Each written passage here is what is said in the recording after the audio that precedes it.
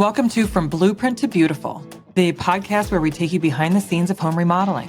I'm Heather Francis, and with my husband, Michael Francis, we own and operate Francis Renovations. We've spent years helping homeowners turn their renovation dreams into reality. Whether you're planning your next big project, love a good before and after, or just want to avoid common renovation pitfalls, you're in the right place. So grab a coffee or a hammer, and let's dive in. Hi. I'm Heather Francis. Welcome back to another episode of From Blueprint to Beautiful. I'm here with Michael Francis. So the first thing we should say is happy anniversary. Happy anniversary. We have been married. Tomorrow we'll be married for 21 years. 418 years. Wonderful years. Not soul crushing at all. Oh, well then. Okay. This is going to be the most important episode anybody will ever listen to in the history of ever. Do you know how many years I think it feels like that we've been married? It feels like a fleeting moment. It feels like it's been 2. 2 years? It's gone so fast and somehow so long. 2 years? Like COVID years? There were 4 lifetimes each? Right. Yeah. Okay, today we're going to talk about ballpark estimates. A ballpark estimate. Versus a quote. Mm-hmm. And we're going to talk about the different types of quotes, like cost plus versus fixed price. Okay. Yeah. Ready to break it down? Yeah. Live, coming to you from the FFR podcast studio. Not at all live. Not live? Not at all live. Well, we're live. And heavily edited. Oh, okay. Heavily edited. Anyway, all right, let's get into it. Ready? Sure. Okay. Let's do it. The first thing, let's clarify the difference between a ballpark estimate and a quote. Even with a ballpark estimate, it's not, it's a ballpark. It's a roundabout number based off of similar projects we've done without knowing any of the selections, without knowing the entire scope of work. That's why it's a range. So it'll be, hey, Mike, can you give me a price for this bathroom? Yes, a bathroom like that is going to cost between $35,000 and $55,000. The final cost will depend on what you select, what conditions we expose when we do demo, and other factors like was your panel upgraded and do we need to upgrade it to do this project and things like that. Mm-hmm. But that's your ballpark estimate. It's a range of cost to cover your project. Mm-hmm. Initially anticipated. Mm-hmm. And then, we go through the design and development. Yeah. And then at the end of that is when you have the formal estimate. Your quote. Your Yes. full. So we have our ballpark, which is we can usually handle on a phone in our initial call or with an initial site visit. Mm-hmm. Then if they're not ready for design and development, I'll kind of give them a desk estimate where I crunch the numbers quickly and get a little more specific in how close this project is going to be. Mm-hmm. But it's an estimate. It's a range. It's not exact. I don't know specifics. Right. To get the quote, we do our design and development process or pre-construction process. Mm-hmm. We scan the space. We get the layout. We make any layout adjustment changes. We anticipate framing. We get the selections as in, we know what tile we're going to use in the bathroom, what cabinets remain picked out, the layout of the cabinets. For additions, there's a whole slew of things that go into it.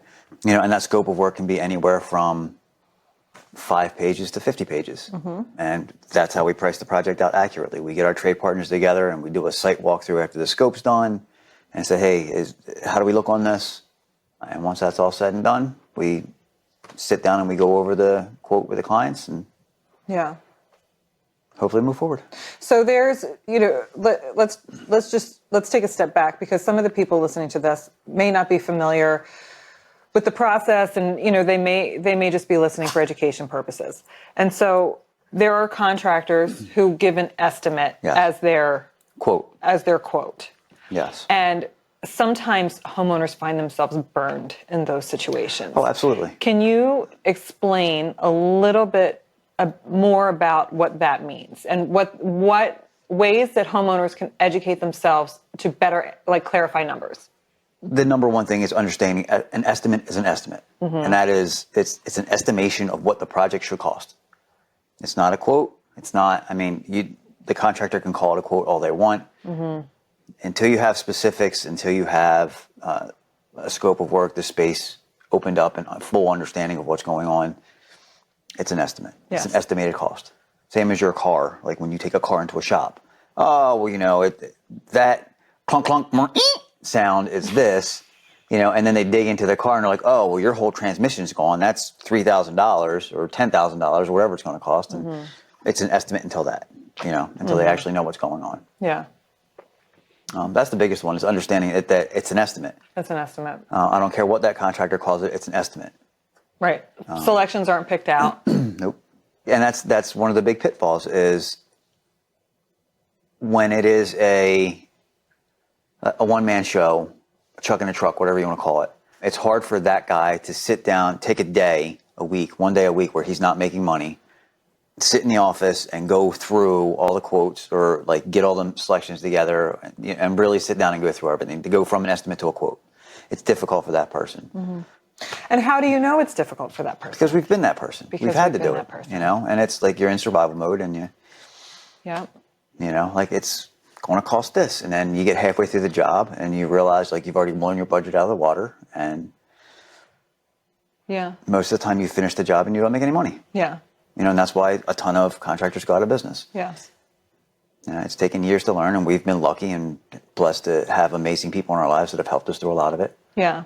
But you learn. You learn. As long as you're willing to learn and you can get out of your own way, you learn. And you do better. What's interesting is, and we see it every few years, everything's cyclical, right? So when there's like an economic downturn, or when business gets slow, like right now, everything's a little bit slow for everybody. Yeah.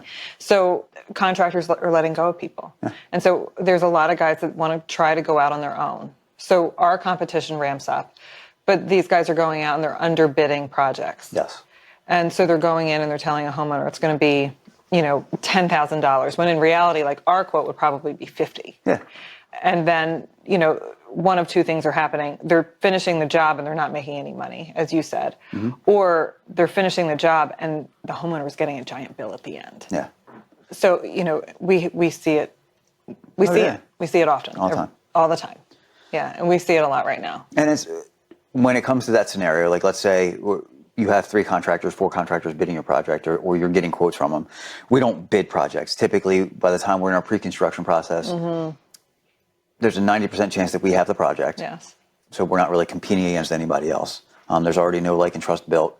You know, we're the people for the project. We're working together. We're collaborating. We're developing the project. And we're making sure the clients are happy at the end. But if there is a scenario where they're like, well, this guy said this is $10,000, you're at $50,000. Okay, let's sit down and look at that. Like, what's included in his quote? This is what's included in our quote. And we're happy to do that. Yeah. Like, I will go through line for line, because I guarantee he's either missing like a whole bunch of things, or it's not apples to apples. There's no way. There's a lot of scenarios where contractors, like, they'll give you an estimate, but they don't include material in that estimate. Right. Oh, no, that was an estimate for my labor. Well, that's kind of shitty. Yeah. Yes. You know, no, well, you have another $30,000 in material. That's, you know. Yeah. So just understanding. Right. And there are guys, we've come across that they will give you the quote for their labor, but then they want you to buy everything. Yes. Yep. We don't do that. No. Now, how do you get that quote? As a lump sum? Oh. As an itemized breakdown? As a cost plus? Yeah. So we do an itemized breakdown currently. Sometimes we do lump sum. Depends on the... When our clients are comfortable with us, we can give them a lump sum and they know everything's included because it's in the scope of work and it's in the selection, you know, sheet. Yes. There's a lot of clients that want to see that cost breakdown, which we're fine with providing because that's how we get our costs. Like, I can come up with our lump sum by breaking it all down. So I already have the numbers. We know what it's going to cost. We're not hiding anything. But at the end of the day, we make it very clear the idea is we're working to a total number. We're not working to each individual item.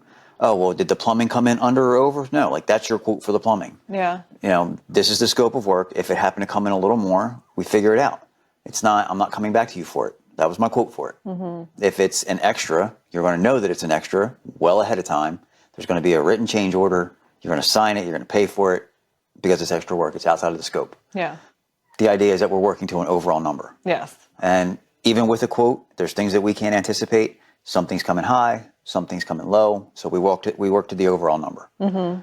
We just don't hide it in the preliminary quote phase or in the contract phase. Right. So we break it down. Yeah. Some contracts, it just makes sense to have a lump sum because it's not a big project. You know, it's build-ins for a living room and an aquarium.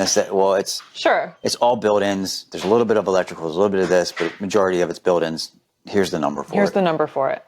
Yes. And then on the other side of that, so we do a fixed price. We do a fixed price. On the other side of that, it's cost plus. It's cost plus. Which it has its merits, but it leaves itself open to a lot of... Which we also used to do. Yes. Do we want to tell the story of why we decided to transition? Well, we lost our ass on a job. We lost our ass on a job. We lost our ass. We were the bad guy. And the client was very unhappy. Yeah. And we were very unhappy. Well, at the end of the day, like, they were unhappy because the cost was going over what they had anticipated or what we had anticipated in our estimate. Mm-hmm. But the quality of the work was absolutely incredible. Like the project. Oh, the work was amazing. Beautiful. And how long ago was that? That was years ago. It was 10 years ago. Yeah. We changed everything about how we work since then. But you live and learn. And that was the project that made the difference. It was like, okay, we're not doing this again. Yes. We need to figure it out. And we found a coach and we started on the journey to charging for design and development and getting all the details up front. And that became a process in itself. Yeah, well, yeah. You know, and then as I worked my way out of the field, you know, no thanks to a shoulder injury. But so, cost plus. You know, you get to pick out whatever you want, but it's kind of as you go down the road of the project, specifics are called out. So you started, let's say it's a $25,000 bathroom, you know, but then you pick out the vanity, and it's a custom vanity that has to be made, and it's a $10,000 vanity. You know, so now your cost is going up. Now you're at a $40,000 bathroom, you know, and then you want this custom shower door with 3 niches in the shower, but you don't know this until you're down the road. Mm-hmm. So as the project evolves, your cost evolves, and it can very easily go over budget. Yes. But the idea of a cost plus project is, you know, it's whatever the cost is plus X amount of percent. Mm-hmm.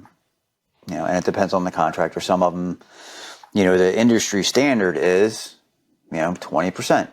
And, you know, yeah. I've never heard of industry standards, but apparently they have around the country. Well, and every contractor we know is not at 20%. No. There's not one contractor we work with. No. You cannot cover your overhead at a 20% markup. No. There's no, it's you can't cover your pay. No. And there are times that a cost plus project makes sense. We just don't ever do it. Well, that's why we do a pre-construction process or design development, because we want everything called out up front as much as possible. And there's still the inevitable, oh, that was unforeseen, we didn't anticipate that. So we always tell our clients what? Anticipate at least another 10% or have it available. Yeah. I've heard a couple of contractors around the country talk about industry standard. You know, different levels of drywall finish. Our standard is a level 3. That's the industry standard. We go to a level 3. I don't know what the hell a level 3 finish. What's a level 3 drywall finish? Like, the drywall should look amazing when you walk away from it. I don't know what that if that's a level 3, a level 5, I don't know what that is. It just make it look freaking amazing. So there is like a professional level that is the expectation from the National Kitchen and Bath Association or whatever it is. And I know that that is industry standard to a lot of guys. We exceed that.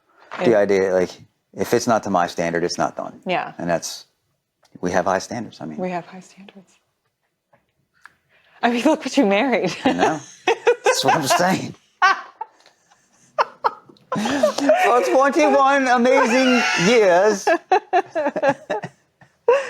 Oh, we were talking about when we go to contract signing, when we go over the estimate, we always advise people to have 10% additional available, just for unforeseen There's things. Always unforeseen things. There's always It doesn't, you know, some contractors call it due diligence. We call it pre-construction, design and development. Yeah. Until you take that house apart, the addition apart, the bathroom apart, whatever the case is that you're doing, you don't know what you're up against. Yeah. Perfect example. One house had 13 buried junction boxes. Mm-hmm. Don't know why the hell they had 13 buried junction boxes, but they did. Yeah. Yeah. And like a homeowner isn't going to understand what that means because I don't understand what that means. Yeah, well, I just know it sounds bad. It's a ton of extra wiring. Well, let's just say that. But be prepared for the unforeseen at the end of the day. Recap the whole thing. An estimate is an estimate. It's an estimation of what your project should cost. Mm-hmm. Or do you want, so ballpark? Ballpark estimate. Mm-hmm. So ballpark is based off of previous projects, a conversation, getting an idea of what you're looking at, and we'll give you a range for that, or somebody can give you a range for that. An estimate is a little more involved, a little more detailed, desk estimate, estimation, whatever you want to call it. But it's still an estimate. It's not an actual cost of the project. Yeah. To get the actual cost, to get a quote, which is the detailed scope of work, actual selections, a timeline and a schedule of figuring out what it's all going to take, that's what a quote is. All the details. All the details. Different ways of doing quotes, lump sum, one big number at the bottom of your scope of work, itemized, each line in the scope of work is going to have a cost associated with it, and then you have a lump sum at the bottom. So even though these are all broken down so the client can see and understand where the costs are, the idea is that you work to the overall number. Mm-hmm. Anything outside of that detailed, amazing scope of work and selections should be done as a change order that gets signed and paid for up front. Yes. What else? So to the homeowners. They should absolutely, that is one of the questions that they should ask when they are vetting their contractors. Yes. What kind of contract they have. What kind of is it a lump sum? Is it detailed? Mm-hmm. Is it a cost plus? Is it fixed price? Yep. And what are your payment? Yeah. What is your payment schedule? What's included? What is included? Permits. We don't include permits in our contract. You cannot. You cannot include permits because you never know what they're going to cost. But it's important for people to understand that that's another thing that may not be included. And our townships now are getting more permits. Mm-hmm. Now you need if you need everything, like you want to paint your house, you need a permit for that. Yes. New siding. You need a permit for that. Mm-hmm. The stormwater is getting super strict. Yes. And that's an insanely expensive permit. Yeah. In our area. I don't know, some areas don't have to worry about stormwater, but we do. Yes. So there's a lot to consider. There's a lot to consider. Mm-hmm. And we're happy to walk through the process with anybody. Yeah, absolutely. Reach out to us through our website, francisrenovations.com, through the Insta, through the gram. Yeah, whatever. I don't know. Maybe I'll be able to figure out how to access messages on there for the business page. At the end of the day, be comfortable. At the end of the day, as we stress all the time, ask all the questions you can possibly think of. There is no such thing as too many questions. This is a big undertaking for you, and it's important that you feel comfortable with your contractor. Ask the questions. If there is a question that you have or a topic that you'd like us to cover, reach out to us. Heather@francisrenovations.com is my email. You can go through our website, francisrenovations.com, or follow us on Instagram and or Facebook. Thank you so much, and we'll see you next time. And that's a wrap for this episode of From Blueprint to Beautiful. I hope you enjoyed the conversation and took away some helpful insights for your own home projects. If you loved what you heard, don't forget to subscribe so you never miss an episode. And if you have a renovation question or a story to share, I'd love to hear from you. You can connect with me at heather@francisrenovations.com, follow along on social media, or reach out at www.francisrenovations.com. And hey, if you're feeling generous, leave a quick rating and review. It helps more homeowners like you find the show. Thanks for listening, and until next time, keep dreaming, designing, and building.